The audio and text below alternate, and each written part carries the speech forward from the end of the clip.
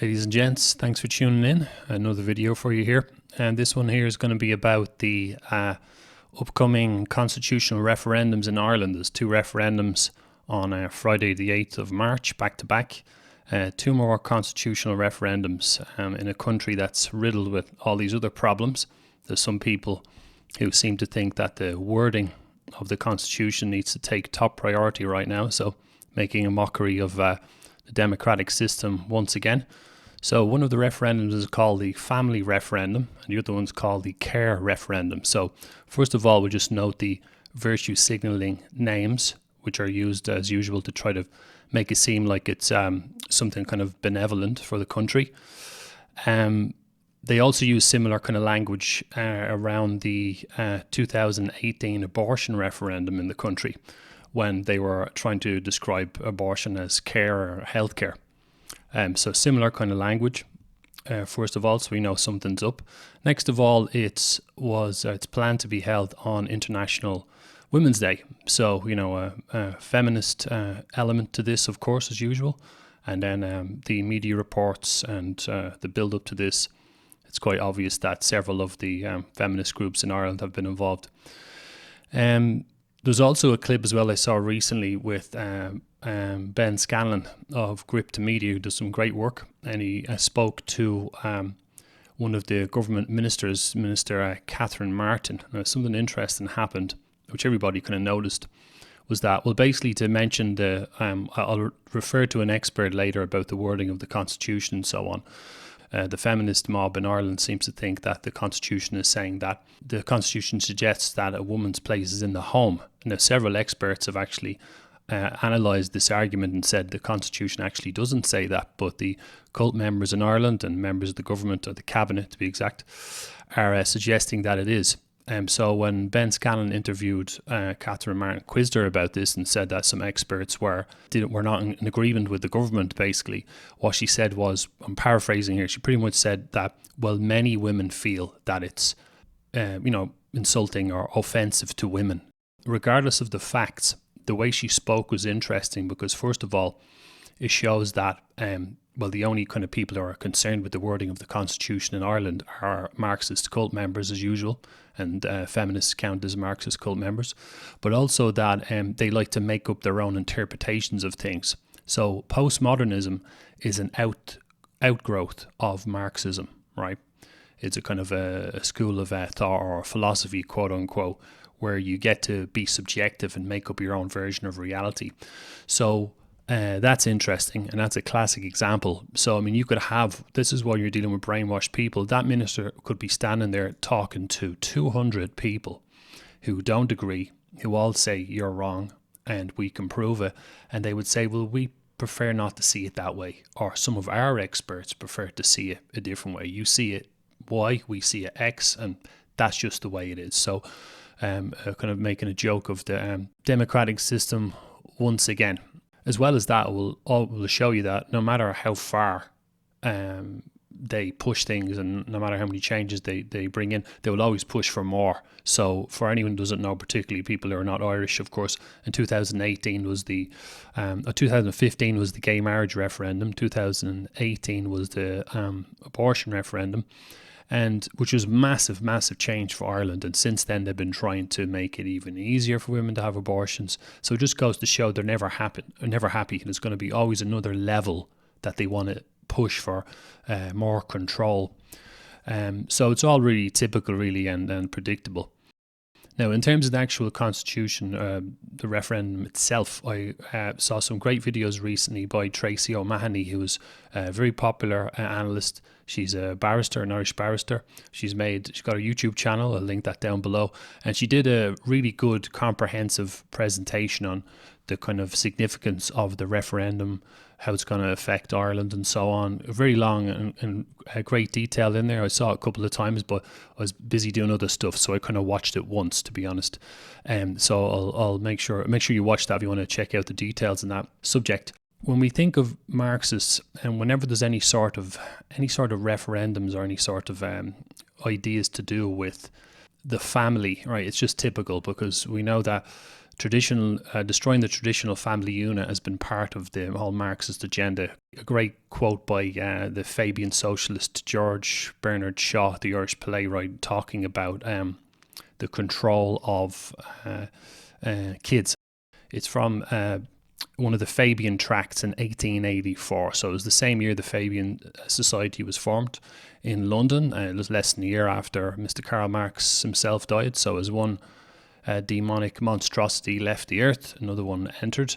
And George Bernard Shaw was a real nutcase, and he had very eugenics leanings and some very disturbing ideas. But one of his quotes in this tract was, "The state should compete with private individuals, especially with parents, in providing happy homes for children, so that every child may have a refuge from the tyranny or neglect of its natural custodians," end quote. So that's just an early-ish example of the the communists wanting to get control of kids, and we've seen that what they've done in the education system in recent years. They're always trying to push for more and more control, trying to take the parents out of the equation, right? Now, I mentioned Tracey O Mahony's presentation. She brought up some these kind of points as well. In towards the end of the presentation, she was giving her opinions, and she's right on the mark that it's Marxism, absolutely 100%. That this is part of the big agenda. So another part of it as well, which is quite obvious, is that it's further erosion of the institution of marriage, because the wording of the Constitution and what it means, which Tracey O Mahony breaks down much better than I could, of course, is basically that there's a term called durable relationships, right? So people who aren't Irish haven't heard of this.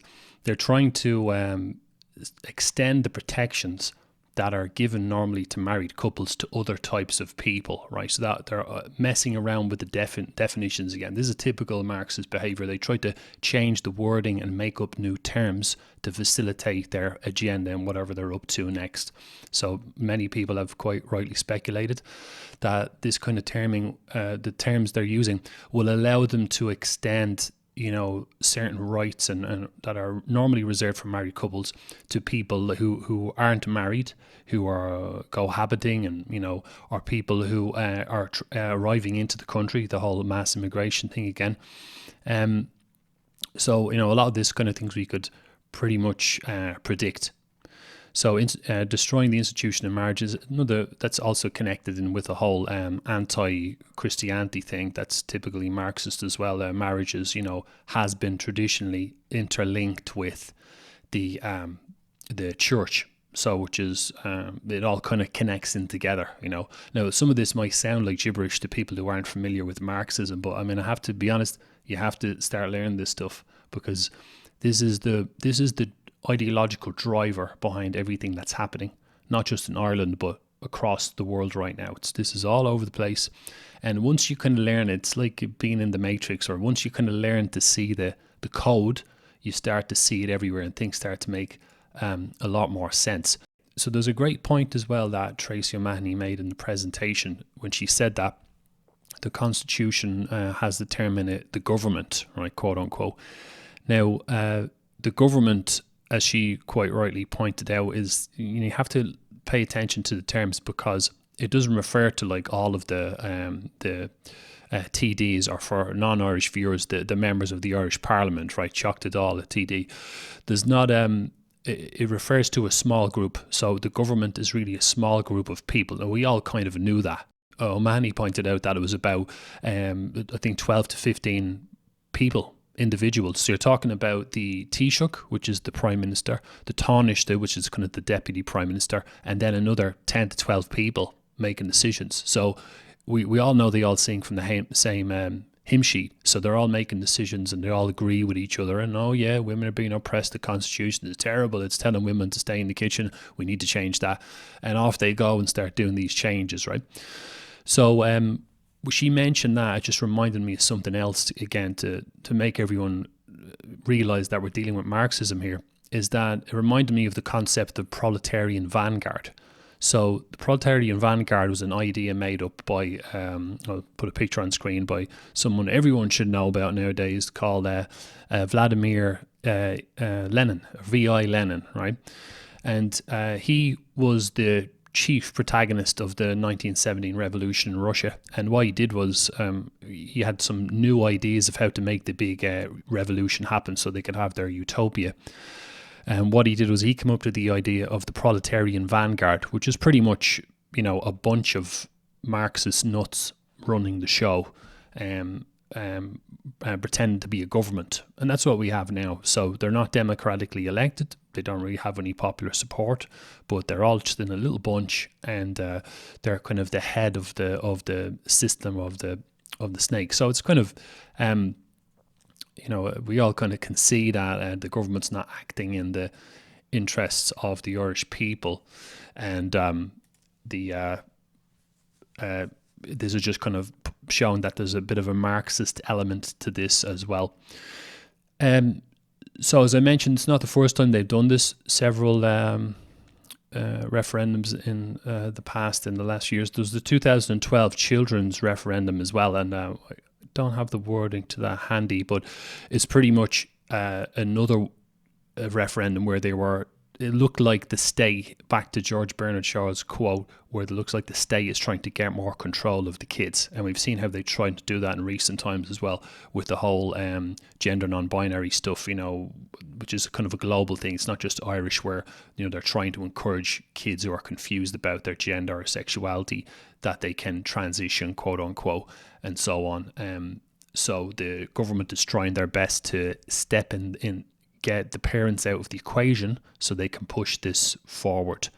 So the 2012, what they're doing is, I mentioned George Bernard Shaw, this is not, when people think communism, they think Soviet Union or the Cold War, or they're thinking of, the different, dictatorial regimes, Stalin and Chairman Mao in China and so on. There's different forms of this ideology. What we're dealing with in Ireland is more Fabian socialism, right? It's creeping socialism. It's not an army rolls in, or it's not a big dictator on their own. It's not like that. It's subtle. It's incremental steps. So 2012 was one step, and then 15 was another. I might have missed some in between. I apologise if I have. But, look at these, they're different steps. So they'll try one in 2015 for the gay marriage referendum, which is a little bit more frivolous compared to abortion, to be honest, right? No offence. But it's a bit more, no offence to anyone, but it is a little more frivolous and not that important, right? But so they try the one in 2015, they get the answer they want, and then they try a more extreme one 3 years later and get the answer they want again. So it's typical Fabian socialist behaviour. In fact, Leo Varadkar, I'll actually put a link of that up on screen, or an image of that on screen, but Leo Varadkar said after the 2018 referendum, he said, paraphrasing again, he said something like, "We've just witnessed a quiet revolution in Ireland." And I thought, that's exactly what that is, quiet revolution. Today is a historic day for Ireland. A quiet revolution has taken place, and today is a great act of democracy. So anyway, you can see the pattern here with the just kind of transforming the constitution step by step, and it's just typical. You can kind of see this stuff coming. It makes you think, why do they bother changing this? Because we kind of know what they're up to. So my little theory on that is, the reason why they bothered to change the wording, because they seem to be just doing what they want anyway. Why bother to change the constitution at all? What's the point? Well, I don't think it's for thinking people who can actually see what's going on. It's not really for people like that. It's for a lot of people in society who aren't really woken up to what's going on and who take things at face value. So if they're told that this constitutional referendum is on Friday the 8th of March is a wonderful thing, it's good for women, blah blah blah, it's good for this, good for families, good for migrants and so on, there are obviously a lot of gullible people out there who are going to just believe that, and that's why they bothered to try to sufficiently hide things, by changing the constitution, right? It's not for us, it's not for people who can think, it's for those who aren't very good at it and who need to be told how to think. So that's all for now anyway. Thank you very much for watching, and I'll see you in the next one.